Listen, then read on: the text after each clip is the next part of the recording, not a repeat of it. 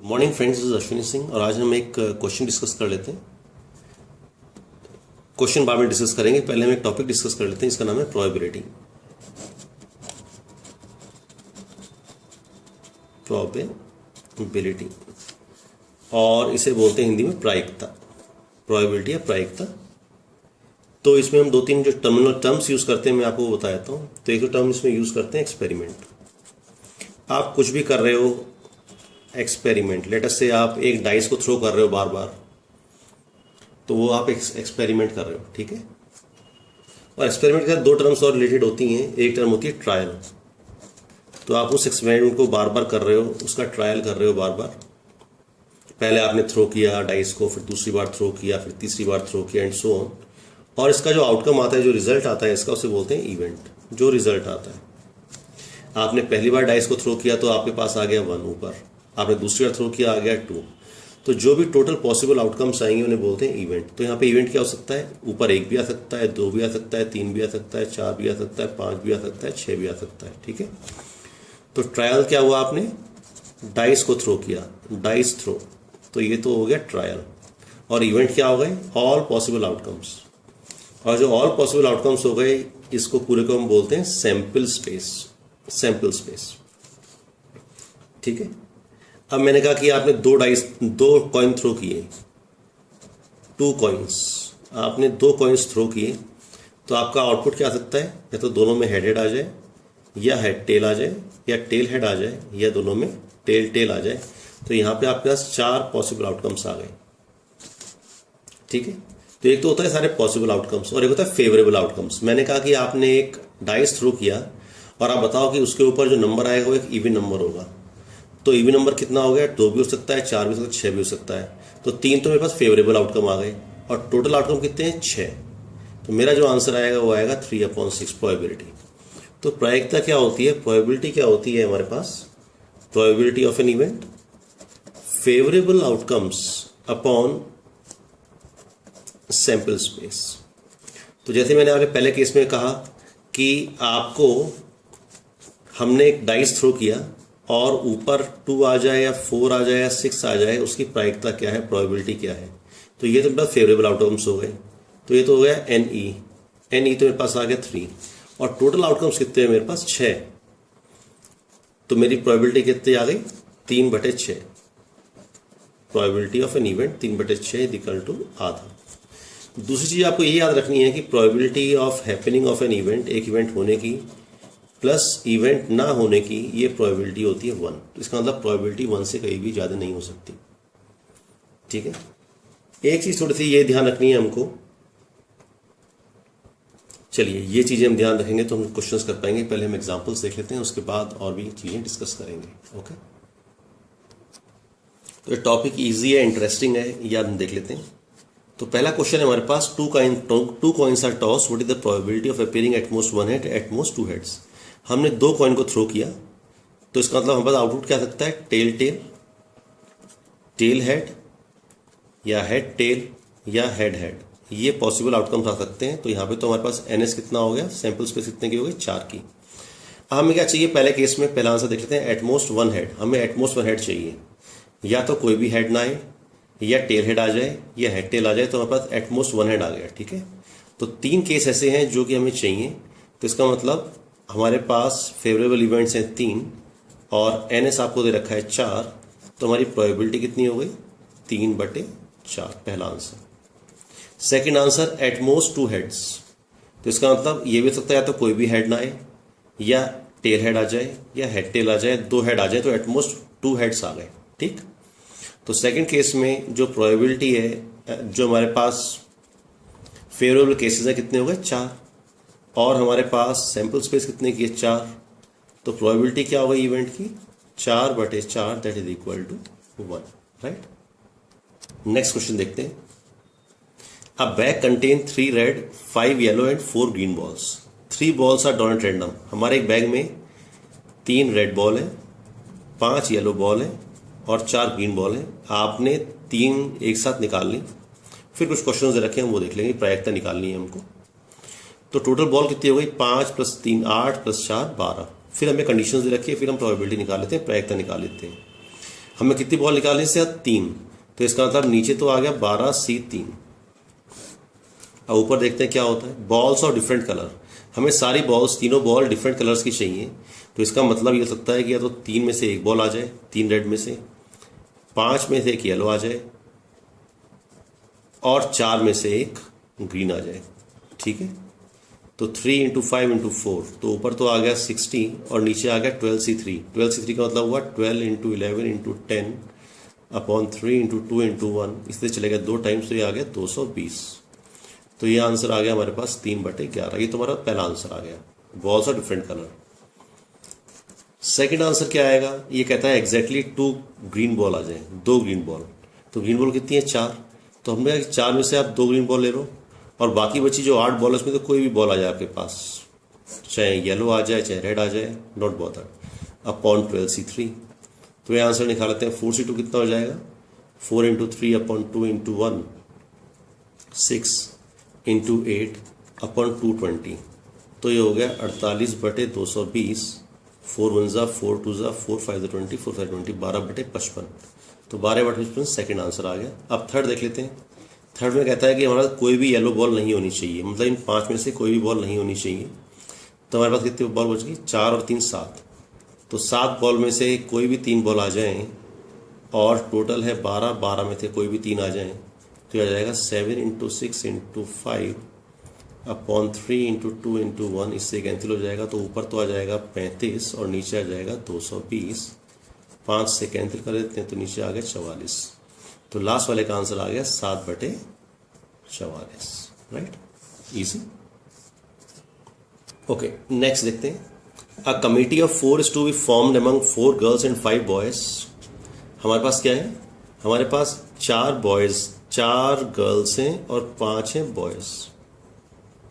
हमें कमेटी बनानी 4 लोगों की इनमें से, जिससे कि हमारे पास जो बॉयज़ हैं उस कमेटी में वो हमेशा गर्ल्स से कम रहे। तो एक तो ये हो सकता है कि हमारे पास बॉय कोई भी नहीं है, गर्ल्स हैं 4, या बॉय है 1 और गर्ल है 3। 2 और 2 नहीं चलेगा क्योंकि ये दोनों हमारे इक्वल हो गए। तो ये केसेस हमें चाहिए। तो टोटल कितने लोग हैं? 9 लोग हैं। 5 + 4 9। तो हमें 9 में से 4 लोगों की कमेटी बनाई, तो 9C4 तो नीचे आ गया। ऊपर देख लेते हैं क्या आएगा। या तो हमारे पास 5 में से कोई भी बॉय नहीं आए, और 4 में से चारों की चारों गर्ल्स आ जाएं, या 4 में से या 5 बॉयज़ में से एक बॉय आ जाए, और 4 में से 3 गर्ल्स आ जाएं। ठीक है, तो हमारा काम बन जाएगा। अब इसे सॉल्व कर लेते हैं। ऊपर 5C0 1, 4C4 1, plus 5C1 5 into 4C3 का मतलब 4C1 × 4 अपॉन 9C4। 9C4 कितना हुआ? 9 × 8 × 7 × 6 अपॉन 4 × 3 × 2 × 1। 4 2 8, 3 2 6, 7 2 14, 14 126। तो नीचे तो आ गया 126, ऊपर आ गया 21। सो 21 अपॉन 126, 1/6। तो इसका आंसर आ गया 1/6। तो ये प्रोबेबिलिटी कितनी आ गई? 1/6। ओके, अब एक और इंटरेस्टिंग क्वेश्चन देखते हैं। In a box carrying 1 dozen of oranges 1/3 are bad. एक बॉक्स जिसमें कि 12 ऑरेंज हैं, 12 संतरे हैं, उसमें से 1/3 खराब है। If 3 oranges are taken out from the box at random, आपने 3 ऑरेंज एक साथ निकाल लिए, तो आप प्रोबेबिलिटी बताइए, प्रायिकता बताइए कि हमारे पास उन 3 में से कम एक सही होगा। तो इसको हम ये दे सकते हैं कि अगर हम ये निकाल लें कि सारे के सारे खराब आने की हम प्रायिकता निकाल लें और उसे 1 में से माइनस कर दें, तो इसका मतलब ये होगा कि कम से कम एक तो सही आएगा, और वही हमें चाहिए। तो वही हम यहाँ पे टेक्निक यूज़ करेंगे। तो पहले देख लेते हैं हमारे पास सही कितने। सही हैं 8 और ख़राब कितने? 4। 4 तो बैड है और 8 गुड है एक डजन में से। आपने 3 निकाले, तो इसका मतलब नीचे क्या आ जाएगा? 12 में से आपको 3 चूज़ करने, आपने 12 में से 3 चूज़ कर लिए। ठीक है, और तो हम पहले ही निकाल लें कि सारे के सारे खराब आने की प्रोबेबिलिटी क्या है। तीनों के तीनों अगर खराब आ जाए, तो 4 बैड हैं, तो 4 में से 3 आपके पास सारे खराब आएंगे। अगर सारे खराब लेंगे तो 4C3 अपॉन 12C3। और अगर हम इसे 1 में से माइनस कर देंगे, तो इसका मतलब क्या होगा? एटलीस्ट एक तो सही आएगा। एटलीस्ट एक तो सही आएगा, तो ये हम यहाँ पे टेक्निक यूज करने जा रहे हैं, ठीक है। 1 माइनस सारे खराब होने की probability is equal to at least एक सही होने की प्रोबेबिलिटी। तो वैल्यू निकाल लेते हैं, तो ये आ जाएगा 1 माइनस 4C3 कितना हो गया 4 अपॉन 12C3 हम पहले निकाल चुके हैं 220, 4 1 ज़ा 55, so 1 minus 1 upon 55 is equal to 54 upon 55, और ये प्रोबेबिलिटी आ गई इस क्वेश्चन की, सही। ओके, नेक्स्ट क्वेश्चन देखते हैं। अ box contain 5 green 4 yellow and 3 white marbles, तो 5 तो ग्रीन हैं, 4 येलो हैं और 3 वाइट मार्बल हैं, और आपने एक साथ 3 मार्बल चूज कर लिए। तो आप ये बताओ कि वो सारे एक रंग के नहीं हो, उसकी प्रायिकता क्या है, उसकी प्रोबेबिलिटी क्या है। तो पहले तो हम ये निकाल लेते हैं कि अगर आपने 3 मार्बल चूज किए तो हमारे पास है कितने मार्बल, 5 और 8, 5 और 4 9 और 3 12, तो आपने 12 में से 3 मार्बल चूज किए, तो ये तो आ जाएगा नीचे। अब ऊपर देख लेते हैं, वो तीनों एक रंग के हैं, तो एक रंग का मतलब या तो कि सारे के सारे अगर ग्रीन होंगे तो 5 ऐसे होगा, या अगर सारे के सारे येलो होंगे तो 4 में से 3 होंगे, या अगर सारे के सारे वाइट होंगे तो 3 में से 3 होंगे, ठीक है। तो सारे एक रंग के होने की प्रोबेबिलिटी तो ये है, और इसमें से अगर हम 1 में से माइनस कर देंगे तो इसका मतलब सारे एक जैसे रंग के नहीं होंगे। तो इसे देख लेते हैं, इसका आंसर देख लेते हैं, पहले इसे सॉल्व कर लेते हैं। 5C3 plus 4C3 plus 3C3, 5C3 कितना हो जाएगा 5 इंटू 4 अपॉन 2 इंटू 1, तो ये तो आ गया ऊपर 10 प्लस 4 प्लस 1 15, तो ये आ गया 1 माइनस 15 अपॉन 220, ठीक है। तो ये आ गया 205 अपॉन 220, ठीक। तो ये आ गया 41 अपॉन 44, तो इसका आंसर आ गया 41 अपॉन 44, और इसमें भी हमने वही टेक्निक यूज़ की है जो कि हमने पहले क्वेश्चन में यूज़ की थी अपने इस क्वेश्चन में। तो ये टेक्निक देख लें, बड़ी इंपॉर्टेंट टेक्निक है और क्वेश्चन को ईजी कर आपको लगेगा सॉल्व करने में। एक क्वेश्चन और देख लेते हैं। A bag contains 7 white and 9 black balls, 7 तो वाइट बॉल है और 9 ब्लैक बॉल्स हैं। 2 balls are drawn in succession at random, आपने 2 बॉल एक साथ निकाली। What is the probability that one of them is white and other black, कि एक तो वाइट और एक हो ब्लैक। तो इस क्वेश्चन को मैं आपको 2 तरीके समझा देता हूँ। यहाँ पे जो कुछ लिखा हुआ है लिखने के तरीके में थोड़ा सा डिफरेंस है, इसलिए मैं आपको बता रहा हूँ। एक तो ये हुआ कि आपने दोनों बॉलें एक साथ निकाली, या ये हो सकता है पहले आपने एक बॉल निकाल ली और फिर आपने दूसरी बॉल निकाली। दोनों तरीके से क्वेश्चन को डिस्कस कर लेंगे, ठीक है। तो जैसी लैंग्वेज होगी क्वेश्चन की वैसे ही आप आंसर करोगे इसे। आपसे बोला है कि 7 तो है आपके पास वाइट बॉल और 9 है ब्लैक बॉल। 2 बॉल आपने चूज की, तो एक तो ये सकता है कि आपने दोनों बॉलें एक साथ निकाल ली, ठीक है। तो अगर दोनों बॉलें हमने एक साथ निकाली तो 7 और 9 कितना हो गया 16, तो नीचे तो आ गया 16 में से 2 बॉल आपने निकाल ली। तो एक तो वाइट चाहिए, तो वाइट होने की प्रोबेबिलिटी हो गई 7C1, और 9 में से आपको एक ब्लैक चाहिए, तो एक ब्लैक होने की हो गई 9C1। तो ये आपका आंसर आ जाएगा 7 इंटू 9 अपॉन 16C2। 16C2 का मतलब होता है 16 इंटू 15 अपॉन 2 इंटू 1। ये आंसर आपका आ जाएगा 3 3 ज़ा 3 5 ज़ा, तो ये आ गया 21 अपॉन 40। तो ये तो केस तब है, ये आंसर तब आएगा जब आपने दोनों बॉलों को एक साथ चूज किया और एक साथ आपने निकाल लिया। अब पॉसिबिलिटी ये भी हो सकती है कि पहले आपने एक बॉल निकाली फिर आपने दूसरी बॉल निकाली। तो पहली बार अगर आप एक बॉल निकालोगे तो लेट अस से दोनों हमारे पास एक तो वाइट चाहिए और एक ब्लैक चाहिए, तो आपने पहली बार निकाली तो इसका मतलब क्या हुआ, आपके पास एक आ गई white ball 7C1 upon 16C2, ठीक है। उसके बाद क्या हुआ, क्वेश्चन ये भी हो सकता है कि आपने बॉल निकाली और बॉल आपने वापस नहीं रखी बैग के अंदर। तो मैं इस चीज को लेके चल रहा हूं, ये दमशन लेके चल रहा हूं कि मैंने बॉल निकाली और मैं बॉल को वापस बैग के अंदर नहीं रख रहा हूं। तो पहली बार आपने एक बॉल निकाल ली तो आपके पास क्या आ गई, वाइट बॉल आ गई। अब दूसरी बार हमें क्या चाहिए, ब्लैक बॉल चाहिए।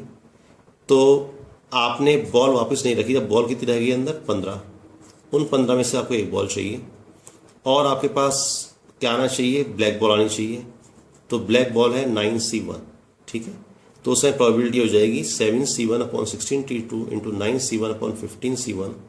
ये कब आएगा, जब आपने बॉल को वापस नहीं रखा, when ball taken out was not put into bag again।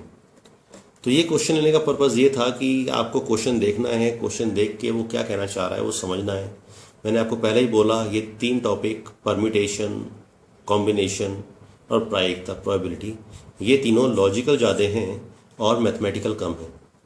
तो कोशिश करें इन क्वेश्चनों को करने की। मैंने आपको एक इसका टेस्ट दे दूंगा जिसमें से आप थोड़ा दी प्रैक्टिस कर पाएंगे। तो एक टेस्ट प्रायिकता के ऊपर और 2 टेस्ट और एक टेस्ट कॉम्बिनेशन और परम्यूटेशन के ऊपर।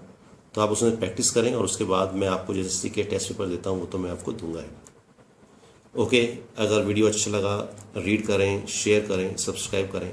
Thank you.